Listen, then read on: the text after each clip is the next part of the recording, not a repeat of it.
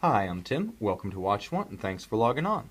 We're looking at the IWC Da Vinci Perpetual Calendar Digital Date-Month Flyback Chronograph. This is a high complication, 53 millimeters lug to lug by 44 millimeters wide, not including the crown or pushers. It's 16.5 millimeters thick, and within that vast 18-karat rose gold case, you find a watch that reminds me in a lot of ways of the Back to the Future trilogy, because the story of this IWC Perpetual Calendar actually spans the years 1885 to today, 2015.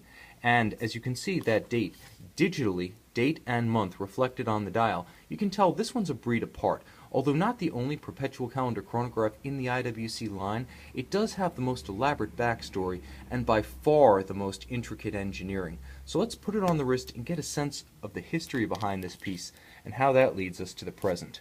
Now, fit and feel come first. As with any watch, the tail of the wrist is the most important one. Now you can see on my wrist 6 1/3 inches, 16 centimeters in circumference. The watch is very thick, has unbelievable presence, real heft and substance to it. This one you can't miss. Very distinctive, like all IWC Da Vinci since the very first Beta 21 powered example of the early 70s. It's got a look that sets it apart from the sports watch intensive IWC model line, and it's really quite the IWC connoisseur's piece. This is for the deep IWC fan who wants to really delve into the history and the complication competence of the manufacturer. IWC is a true manufacturer, and this is an in-house movement. More than that, it's an in-house concept through and through that draws on a history only IWC can boast. Now, I'll explain more of that in a moment, but I want to give you a sense of the watch's profile on my wrist. 16.5 millimeters thick. You can see it has quite a bit of stance and quite a bit of girth to it, but it's not unwieldy. I can tell you that given the souplesse of the strap, the exceptionally short lugs, and the fact that this conforming strap, which leaves no gap at the junction with the case, pulls straight down, allows a comfortable fit on a wrist. Now mine's 6 1/3 inches in circumference, but I think you could wear this comfortably down to 6 inches.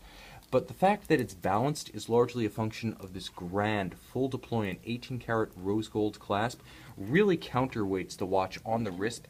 Because of its mass and substance, it counterweights, much like a large sports watch bracelet, the sheer bulk of that rose gold case. A very impressive piece. I want to emphasize that this watch has an aesthetic that's completely IWC. Not quite a tonneau, not quite a rectangle, but characteristic of the Da Vinci line since 2007. There's no mistaking this for an IWC Da Vinci complication, and that complication lies at the root of this watch's appeal, history, and unique identity.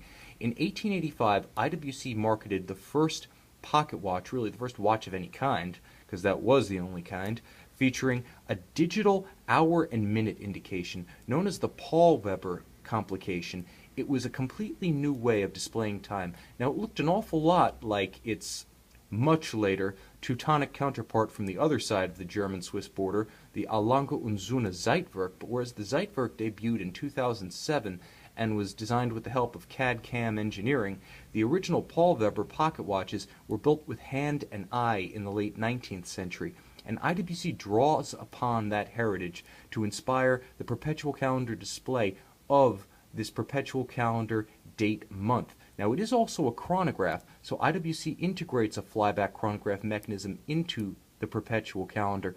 The result is a movement with an incredible 52 jewels, 474 parts. That's well up there in the grand complication realm. There are full-blown grand complications from the likes of Vacheron Constantin, Audemars Piguet, and Patek Philippe that don't have as many movement components as this IWC caliber 89,800. Fully in-house, again, vastly complex. It has multiple layers from the winding system designed along the principles established by IWC's legendary watchmaker Albert Pellaton, bidirectional and pawl-based. You move downward to the essential 80,000 series caliber, and a mainstay of IWC's in-house complication since its 2005 debut. Beyond that, you reach the chronograph module and the perpetual calendar. Now, the perpetual calendar, like all those designed and built by IWC since the 80s, were developed by another all-time IWC great, Kurt Klaus, and his great innovation was to have all of the calendar indications synchronized so that adjusting one, and they're all adjusted by turning the crown, meant they would each adjust in sequence. So adjusting the calendar, although perpetual and comprehensive, is no more difficult on this watch than setting a quick-set date on a Rolex Submariner. The bottom line is, this is one of the most user-friendly perpetual calendars on the market, and that ingenuity, that beautiful simplicity is entirely IWC, their innovation, much like that digital date indication and the movement itself. Now this watch also incorporates the Da Vinci 2007 to the present. I talked a little bit about the case and how it sort of splits the difference between a tonneau and a rectangular case, but I want to talk about how it's articulated, how its elements are differentiated to break up the mass, to prevent it from being a monolith, and IWC does this very artfully. You can see the different elements clearly expressed, not quite as modular as something like a Royal Oak offshore. You nevertheless get the sense of the case back, the case flanks, the separate lugs, pushers, crown, and bezel, each with a unique finishing. You can see this brushed striation on the case flanks, brushed on the heads of the pushers, but polished on their tops and their flanks. You can see that there's a polished crown, polished bezel, and likewise polished case back, segueing into a brushed case back center, framing that incredible automatic winding in-house perpetual calendar flyback chronograph movement. I want to emphasize that this is a perpetual calendar with a flyback chronograph, not just a standard stopwatch. IWC fully considered the presentation of the dial to incorporate both complications, and you can see that they've managed to incorporate both bilateral and vertical symmetry, as well as outstanding legibility in spite of the massive information that's available. Now, you can see right here, IWC offers comprehensive triple register chronograph information, although at first it appears to be a simpler bicompax arrangement, and that's because right here you have chronograph seconds, and then there's a mono counter, superimposed minutes and hours on a single dial at 12 o'clock. That frees up the 60 seconds constant seconds subdial at the base to show the leap year. You can see we're in the third year of the leap year 4-year cycle. Next year, 2016, will be the Olympic year. That's the leap year. Likewise, the date and the month clearly displayed as separate elements flanking that central assembly of civil time, leap year, and chronograph. Beautifully engineered, but also beautifully balanced from an aesthetic standpoint. And the richness, the artistry, just as the case is differentiated by its many different facets, modular components, and finishes, likewise the dial is broken up. What could be a sheer and clumsy expanse or an unreadable mass of indecipherable calibrations is actually quite classical in its composition. Balanced and symmetrical, it's enhanced by these gorgeous diamond-polished, applied red-gold indices matching modified kite style and loomed, I should mention, red gold hands at center with a gorgeous long seconds hand and an elegant bulb style counterbalance.